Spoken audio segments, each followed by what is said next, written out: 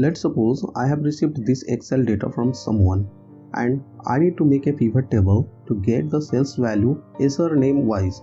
To make a pivot table, I need a continuous data. In this case, these blank cells need to be filled with the value above the cell.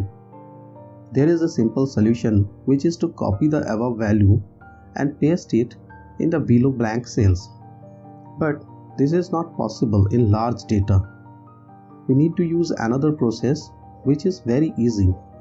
In this video, I will show you how you can fill cells with the value from above or below very easily. Welcome to ASPC Excel Guides. At first, select the data range. You can select the data range using mouse or you can use shortcuts. The shortcut is Ctrl plus Shift plus down arrow, and then only press the Shift key and use left arrow to select the data. I will use another shortcut, Ctrl plus G.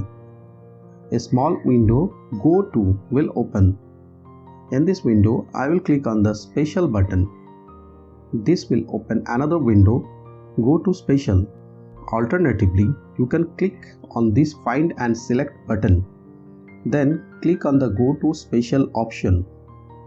This window will open, but I always use shortcuts and I will recommend you to use shortcuts. Try not to use mouse. Using more shortcuts will increase your skills in Excel.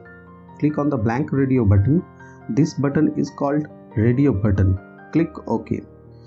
If you check carefully, you will notice that there is something special in this cell. This is the first empty or blank cell in our data as per our selection. Do not touch any key or mouse. Press equal to sign. Then using up arrow, select the cell above it containing data. Now press Ctrl and hit enter. All the blank cells will be copied in the below empty cells. Please note, this method is using a formula. The cell is referencing another cell. Therefore, we need to copy and paste special the data. Select the data and remove the formula using paste special. This method was to copy data from the above cell. What if we need to fill the cells from the below cells, like this data? The process to fill the data from below is same.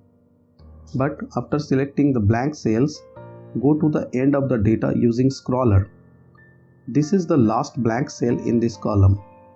And we need to copy this data to above.